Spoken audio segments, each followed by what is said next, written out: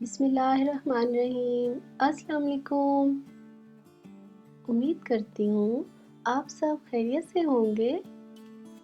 आज मैं आपको ट्राउज़र का पैटर्न काटना सिखाऊंगी और मुझे उम्मीद है आपको बहुत अच्छे से समझ आएगी। चलिए शुरू करते हैं। सबसे पहले हम ट्राउज़र का नाप लेंगे। ट्राउज़र या पैंट पजामा बनाने के लिए अगर हम सादा पजामा से नाप लेंगे तो उसका तरीका मुख्तलिफ होता है, वो मैं आपको किसी और वीडियो में बताऊंगी। आज मैं ट्राउज़र बनाने के लिए ट्राउज़र ही से नाप ले रही हूँ। जब हम अपने पैंट पजामे से मेजरमेंट लेंगे तो फ्रंट की तरफ से लेंगे जो बैक से छोटा होता है। आइए मैं आपको दिखाती हूँ कि हम किस तरह से पैंट पजामे से नाप लेंगे। सबसे पहले पजामे की लेंथ यानी लंबाई देखेंगे। आपने अपनी इंच टेप फ्रंट इलास्टिक या बेल्ट के ऊपर रखनी है। ये मेरे पास तैयार जो लेंथ आ रही है वो 37 इंच है। अब इसमें अगर आपके पास इलास्टिक की चौड़ाई कम है तो आप ऊपर से 2 इंच भी ले सकते हैं। अगर इलास्टिक की चौड़ाई ज़्यादा है तो आप 2.5 इंच भी ऊपर छोड़ सकते हैं। ये मेरे पास 37 इंच तैयार है और मैं ऊपर इलास्टिक के लिए 2.5 इंच का मार्जिन रख रही हूँ। नीचे बॉटम में पांचे की फोल्डिंग के लिए भी 2.5 इंच का मार्जिन रखा है।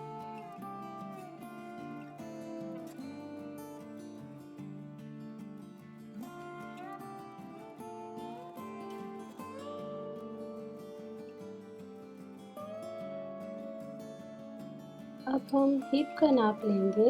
ये 11.5 है तो इसमें 1 इंच सिलाई का मार्जिन रखेंगे।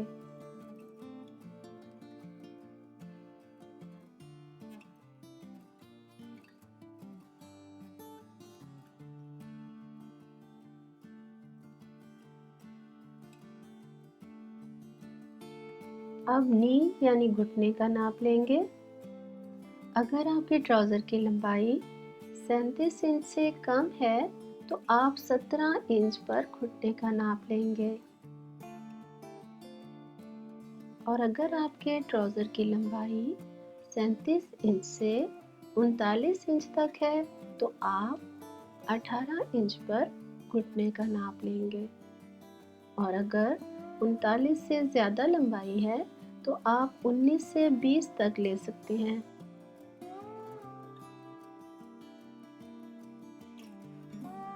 मेरे ट्राउज़र की लंबाई 37 इंच है इसलिए मैं 18 इंच पर घुटने का नाप लूँगी।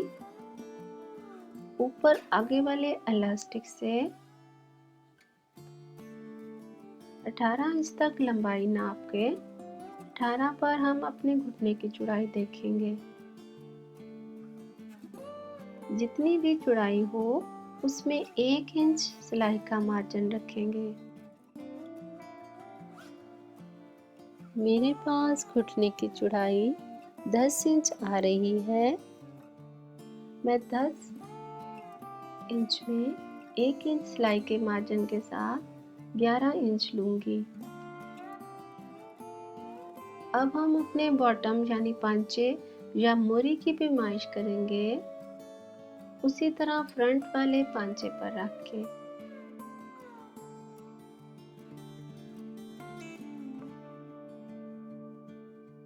तकरीबन 6.5 आ रहा है, उसमें हम 1 इंच सिलाई का मार्जिन रखेंगे।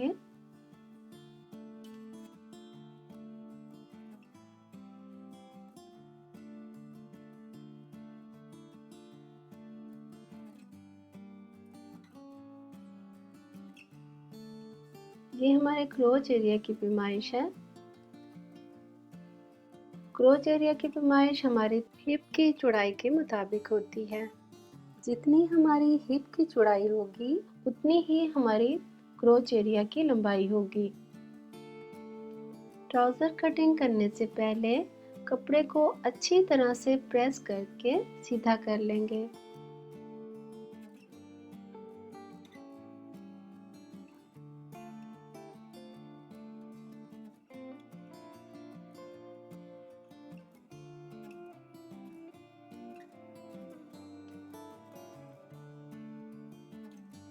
और कपड़े को लंबाई के रुख फोल्ड कर लिया है और कन्नी वाली खुली साइड आप अपनी तरफ रखेंगे।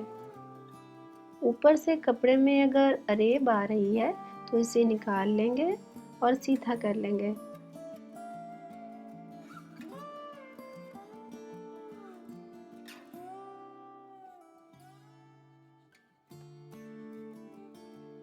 अब हम इंचीज टेप के साथ 2.5 इंच ऊपर इलास्टिक का छोड़ के लंबाई नापेंगे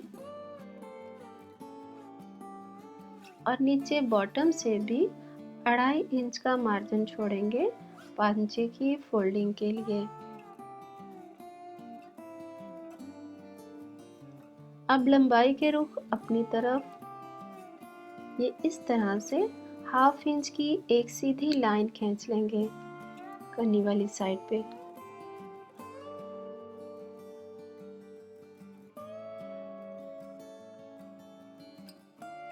इलास्टिक के लिए मार्जिन जो 2.5 इंच छोड़ा था वहाँ एक सीधी लाइन खींचेंगे।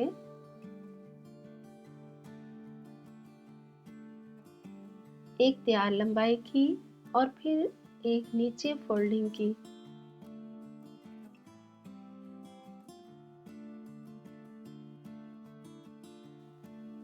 अब उसके ऊपर जो हमने पैमाइश ली थी उसके मुताबिक ट्राउज़र पर निशान लगाएंगे। ये हमारे क्रोच एरिया की पैमाइश है।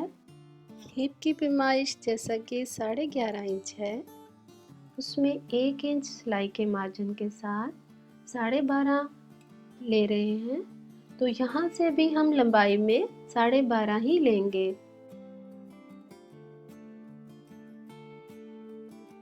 और इस निशान से भी चौड़ाई के रुख एक लाइन लगा लेंगे।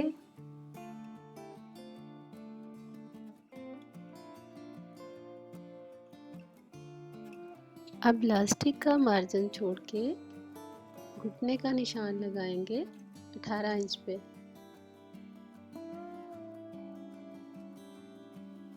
और उस निशान को भी सीधा कर लेंगे चौड़ाई के रुख।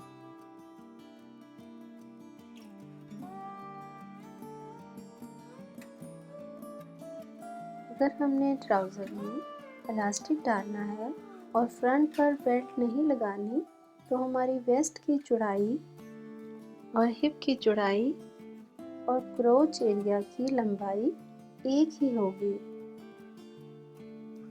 यानी कि 12.5 इंच।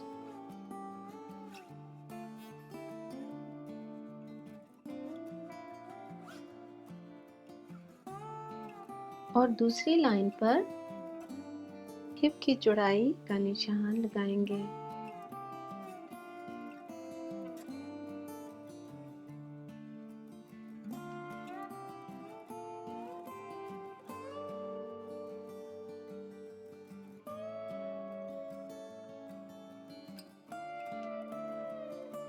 यहाँ से ही क्रोच एरिया बनेगा।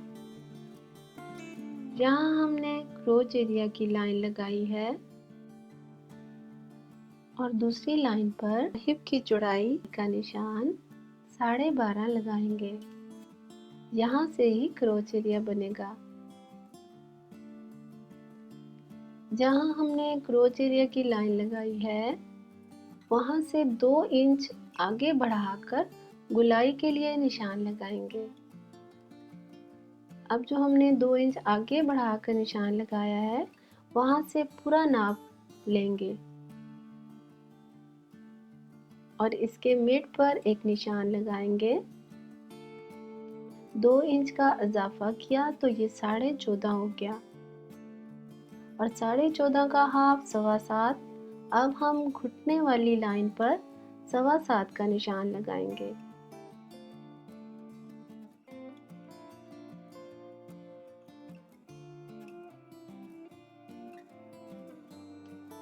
और पैंचे वाली लाइन पर भी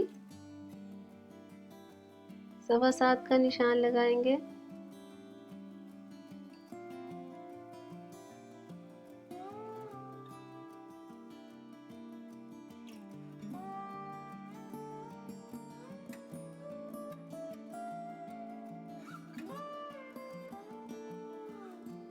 अब क्रोच वाली लाइन पर गुलाई देंगे इस तरह से। अगर आपको गुलाई देने में मुश्किल हो रही हो तो पहले आप कॉर्नर से 1 इंच का निशान लगाएं और फिर इसको टच करके दोनों तरफ से गुलाई कर दें, जैसे हम अपने कंधे पर गुलाई करते हैं ना कंधे के लिए, इसी तरह। हमने जो क्रोच की टोटल चौड़ाई से मिड की लाइन लगाई है, वहाँ से हम घुटने की चौड़ाई पर निशान लगाएंगे। हमारे घुटने की चौड़ाई 10 इंच थी। 1 इंच हम सिलाई का मार्जिन रखेंगे इसमें, तो ये 11 हो गया।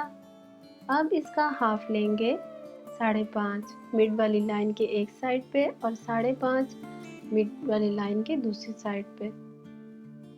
इस तरह से निशान लगाएंगे तो ये टोटल 11 हो जाएगा।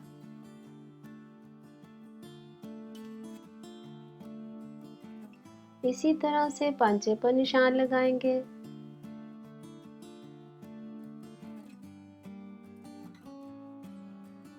हमारा पांचा सिलाई का मार्जिन 1 इंच डाल के 7.5 आया था और 7.5 का हाफ 3.25 आएगा। अब लाइन के दोनों तरफ 3.25 का निशान लगाएंगे और ये टोटल 7.5 हो जाएगा। अब ये देखें, घुटने के निशान को पांचे के निशान से मिला देंगे।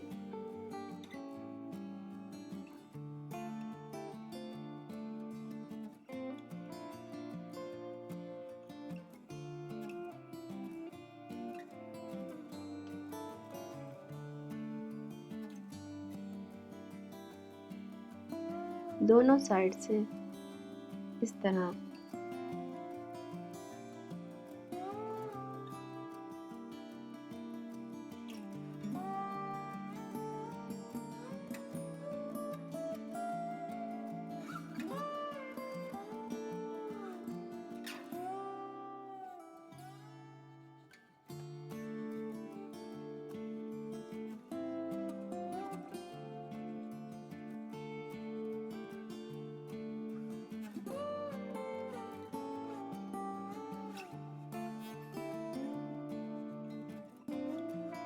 अब हिप की चौड़ाई वाली लाइन से हल्का हल्का सा कट देते हुए घुटने के निशान के साथ मिला देंगे दोनों तरफ से इसी तरह।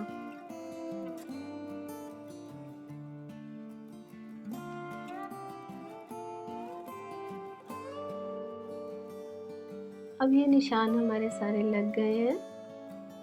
अब हम इस तरह से कटिंग करेंगे। ये देखिए, इस तरह से जैसे मैं कर रही हूँ, आप इसको देखिए।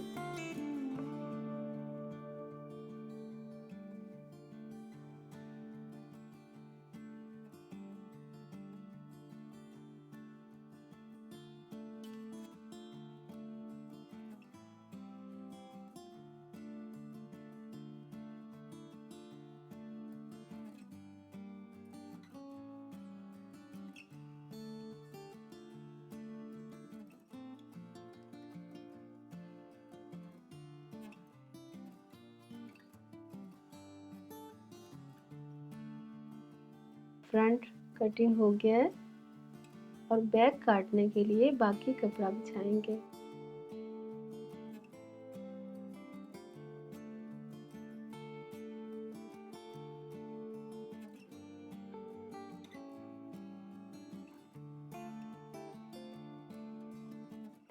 और उसके ऊपर जो हमने फ्रंट कटिंग की है उसे रखेंगे।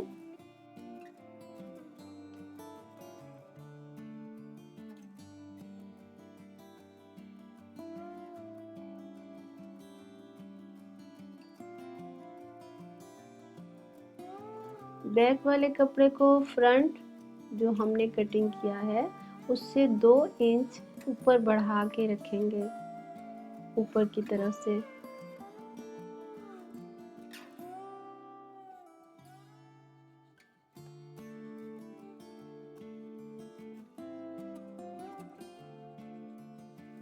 इसी तरह ये देखें, क्रोच वाली साइड पर भी निशान लगाएंगे 2 इंच बढ़ा के।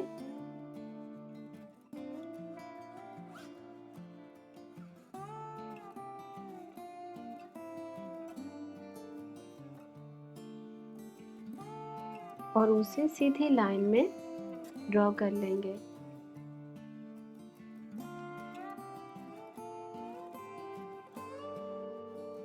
और बैक से क्रोच का कर्व लेने के लिए यहाँ से फिर 2 इंच बढ़ाएंगे। अगर आपकी हिप का नाप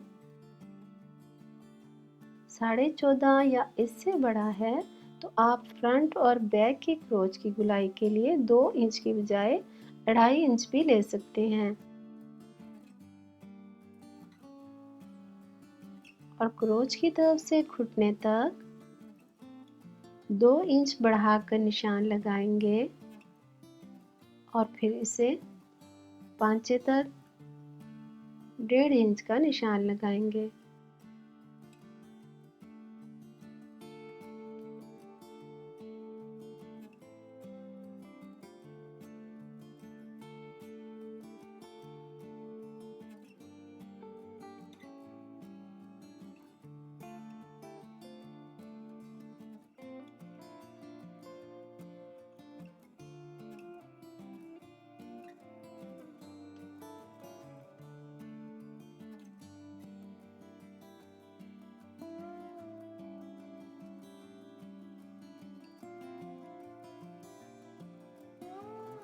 अब हम जो हमारी तरफ कन्नी वाली साइड कपड़े का खुला हिस्सा होता है, इस तरफ से बैक की जब हम कटिंग करेंगे तो उसे फ्रंट के बिल्कुल बराबर से कटिंग करेंगे।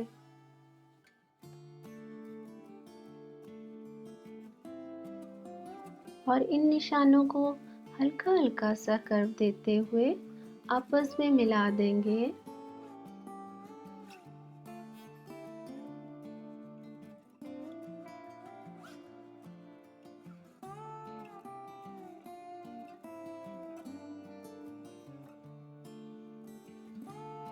और बैक से जो 2 इंच कपड़ा बढ़ा के रखा था उसे क्रोच वाली साइड से तिरछा काटते हुए कन्नी वाली साइड यानी फ्रंट से मिला देंगे।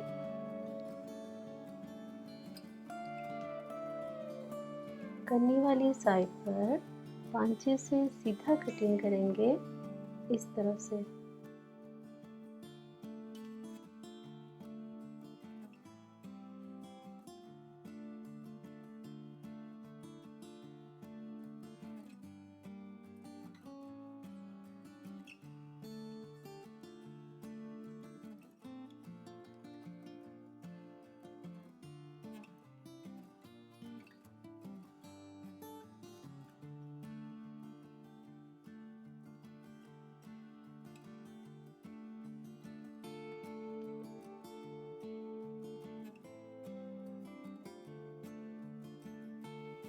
और क्रोच यानी अंदर की तरफ जो पांचे की कटिंग करेंगे उसे थोड़ा सा तिरछा रखेंगे।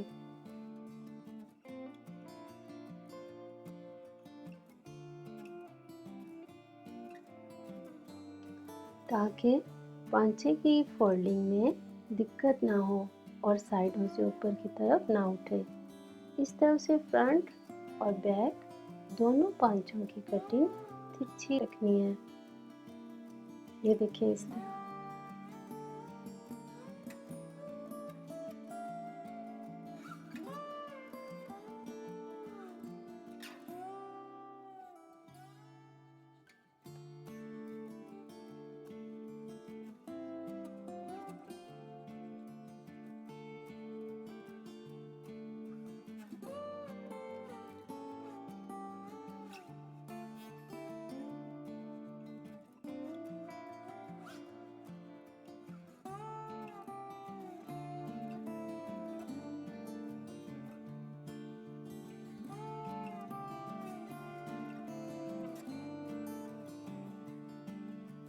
हमारा ये ट्राउज़र का पैटर्न तैयार हो गया है।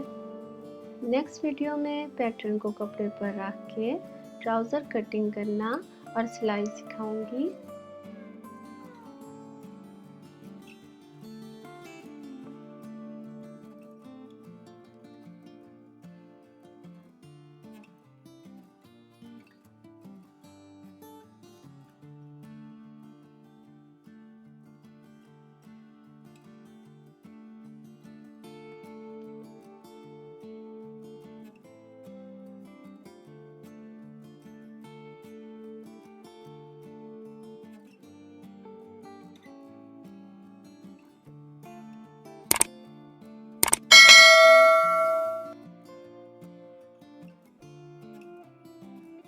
मैं उम्मीद करती हूँ आपको ट्राउज़र की कटिंग की बहुत अच्छे से समझ आ गई होगी।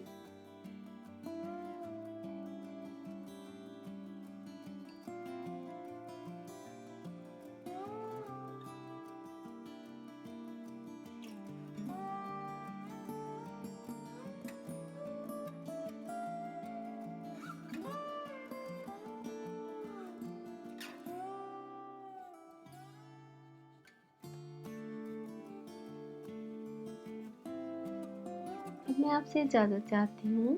अल्लाह हाफिज़।